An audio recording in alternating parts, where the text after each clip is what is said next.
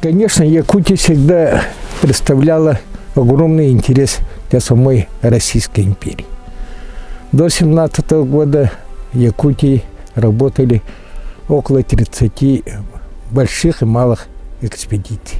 В том числе, например, Великая Камчатская экспедиция, Белинкомская экспедиция, где иные годы участвовали около 1000 людей, и научными работами занимались известные люди по всей Российской империи.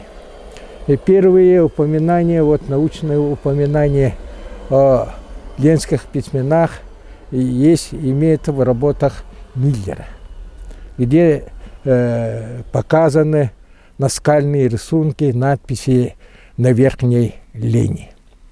И в этом году 100 лет основания Якутской автономной Советской Социалистической Республики. И первые руководители Якутии тоже, исходя из исторического опыта, уделяли изучению Якутии. И в 1925 году у нас работала комплексная экспедиция Академии наук СССР. Эту идею, конечно, потом взяли себе на вооружение, например, Илья Егорович Винокуров, один из выдающихся сыновей нашей Якутии. Благодаря Совету народных комиссаров, руководству республики, в 1940 году началась экспедиция по археологическому изучению нашей Якутии.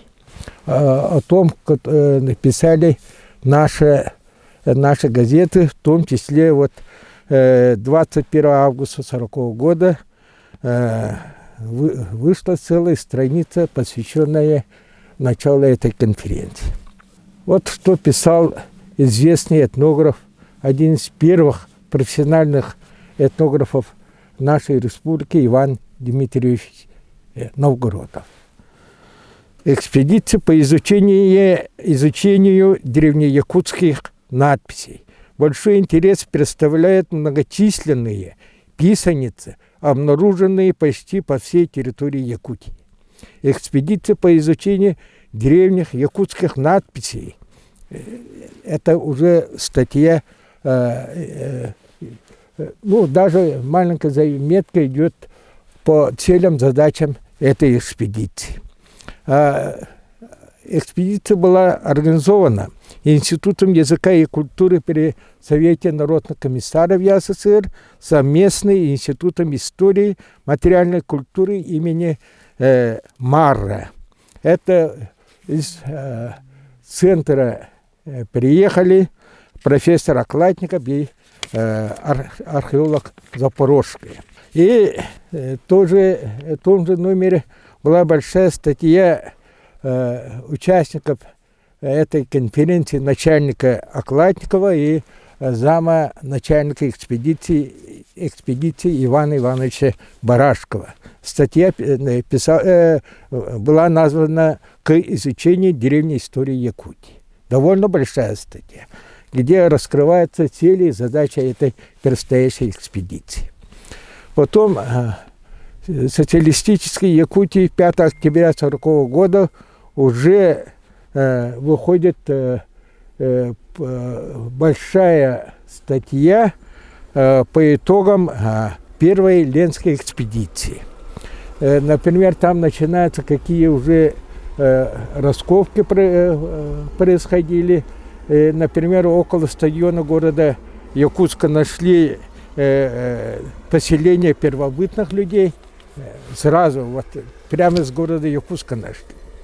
И через год, 21 мая 1941 года, выходит статья к археологическому изучению Якутии, о памятниках каменного века, о бронзовой культуре. И в этой статье пишется: в 1940 году на карте Якутской ССР нанесены 28 археологических точек и 21 точка наскальных надписей. 6 июня 1941 года статья выходит «Древнеленские наскальные надписи». Это, по-моему, очень интересная научная статья о древней письменности якутского народа. Эта статья потом стала основой для статьи в книге «Древнеякутские древнеякутская письменность», которая вышла в 1942 году. Автором статьи выступил Иван Иванович Барашков. И 5 февраля 1942 года по итогам экспедиции сделали большую научную выставку в музее имени Ярославского, где были выставлены уже некоторые памятники культуры, которые были найдены в работе, через работу научной экспедиции. И в этой статье, которую написал Алексей Павлович Окладников, будущий академик Академии наук СССР, в результате работы экспедиции за 1941 год до русской истории удлинилась, по крайней мере, на 7-15 тысяч лет.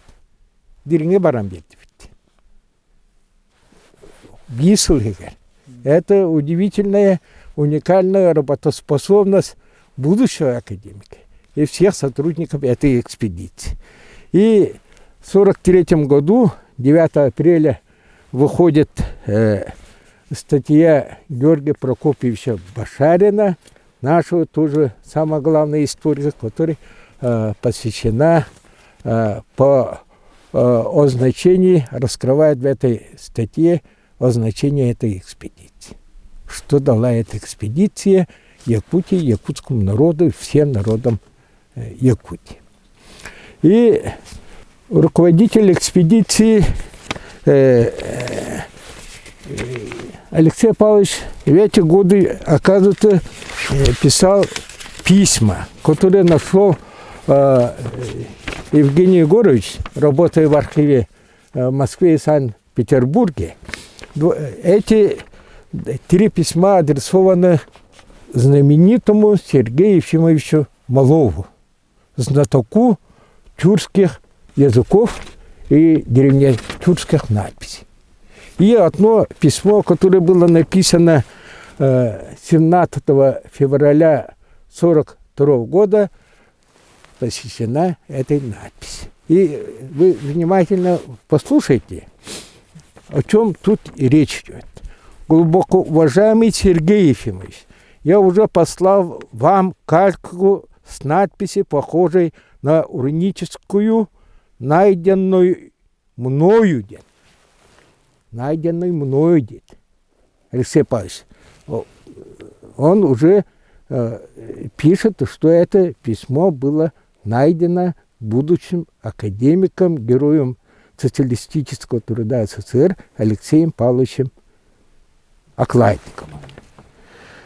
Мною у деревни Петровской на левом берегу Лены, недалеко от села Синского, в Должонегидцевском районе Якутии. И вот он тут отправляет кальку это письмо. Вот это письмо. И кажется,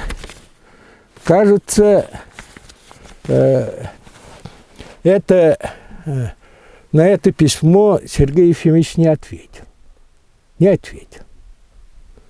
Или, возможно, где-то в архивах есть, но Алексей Павлович в 1945 году, спустя 3 года, направляет такое же письмо с просьбой расшифровать письмо, вот, которое нашел он. И Берштам в 1945 году, кажется, получил, и в 1951 году в журнале «Эпиграфика Востока» пишет статью «Древнетюркские надписи по реке Лена». И там по этой надписи есть Петровская надпись. Вот это. Петровская надпись. И он читает это письмо, и, исходя из алфавита орхоно-тюркских пишем письма. Вот, например, знак, который означает «з». И он читает «аз». «Аз» – это были племена, которые вместе кочевали с народом Чик по Семиречью и по Алтаю. И он это «аз» пишет, потом это «ыйджи»,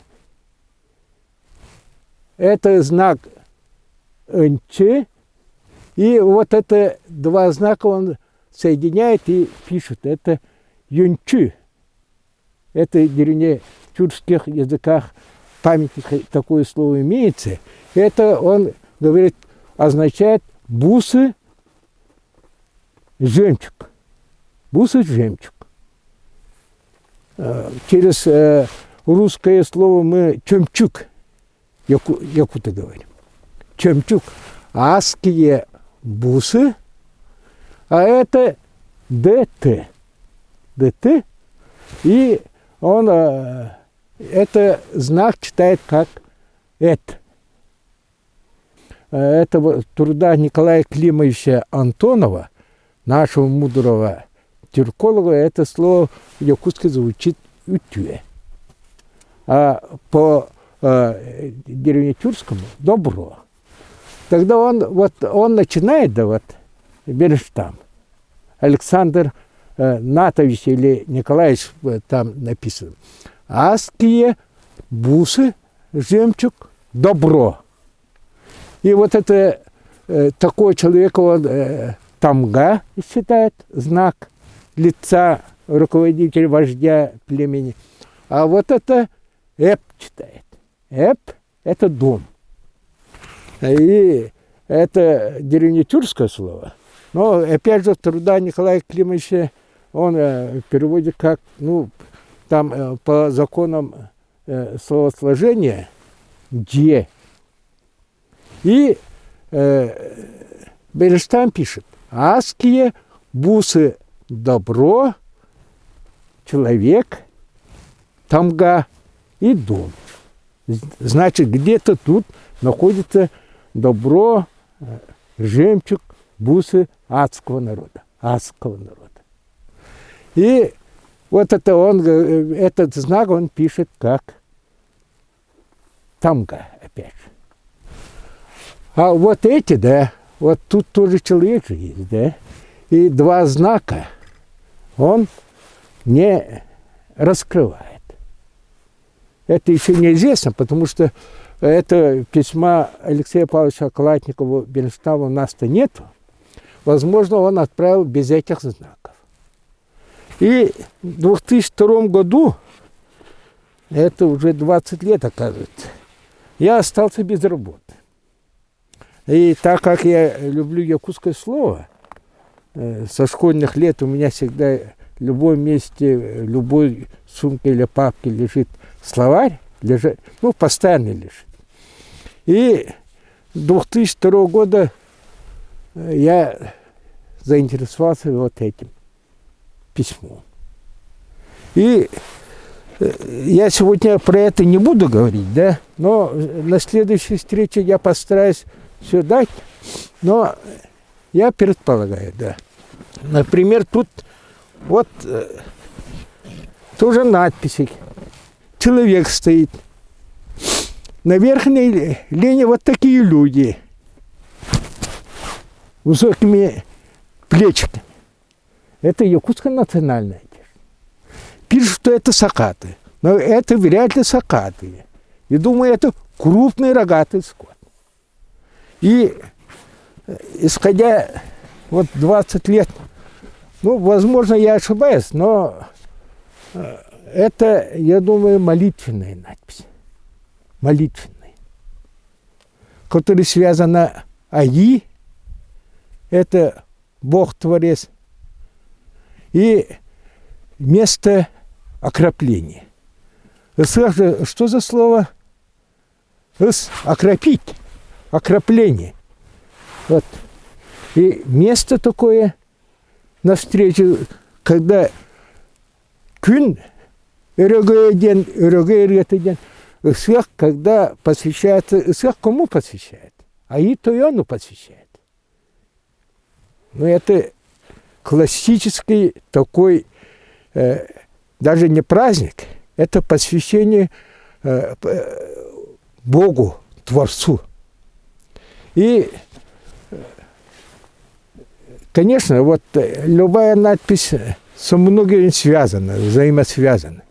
Место надписи, сторона надписи, название местностей, которые окружают это. Потом, конечно, язык. По этим знакам, который мой вариант, да, все тут написанные есть в словарном запасе современного якутского языка. Якутский язык сам по себе архаичный язык. Потому что мы около, вот под датировку он ставит, да, половины 9 века. Это значит, по Бернштаму получается это письмо 1050-1100 лет. 1100 лет. И мы где-то на многие сотни лет жили в изоляции. Может, были кто-то там ездил туда-сюда, но основное ядро жило и развивалось, и как народ, формирование народа прошло на средней линии якутского народа. И Бернштам, когда вот говорил, возможно, это один из вариантов чтения, и ссылку говорит на Малова. А Малов был знаток якутского языка. Он в 1939 году работал в Якутске по созданию вот этого алфавита. Из новгородовско-латинского мы переходили опять же на русский. И поэтому он был знатоком якутского языка. А тут, ну, на наш взгляд, я могу это сказать, что это телега. Потому что академик Аратлов, академик Околатников ссылку делает на Кангаласов, да, на Рашид Ад-Дина. Это 1000 лет тому назад такой был знаток истории монголов и тюрков. И он, племя Хан и Абул-Гази есть такой, который лет 700 тому назад писал. Откуда Кангалас, Канглы и так далее. И Рашид Ад-Дин, это где-то 1000 лет прошло, он ссылку делает Канглы, которые сделали первыми телегу. И телега звучала как кан-кан-кан-кан. И отсюда прошло Кангалас, он пишет. Но это, возможно, какой-то... Но этому памятнику, да. Сколько лет сказал? А потом Гази. Абул-Гази. Тоже вот так. На это соглашается академик Околатников и академик Аратлов. Это довольно большие авторитеты. Другого варианта пока нет про Кангалас. И поэтому это тоже вот это знаки, а наши всегда находят это бубен, но вряд ли такое. А крест, да, крест, например, вот говорят, это от бубна. Но я думаю, это не от бубна. У нас два варианта, которые не варианта, а две основы, из которых мы брали понятие креста. Это первый солярный знак. Вот, например, средняя линия, вот книги же есть, среднеленские вот эти памятники. И там более 20 вот таких классических крестов. Это крест связан со словом «сака». Луч. А потом крест связан, конечно, вот, возможно, это вторая основа, которая от слова «любить». Любовь откуда исходит? От сердца. У любого народа. А корень слова «сюряк» – это любовь. И поэтому вот даже вот, ну, это от колеса телеги, я думаю, это телега, я думаю. Такие вот похожие надписи есть в других местах.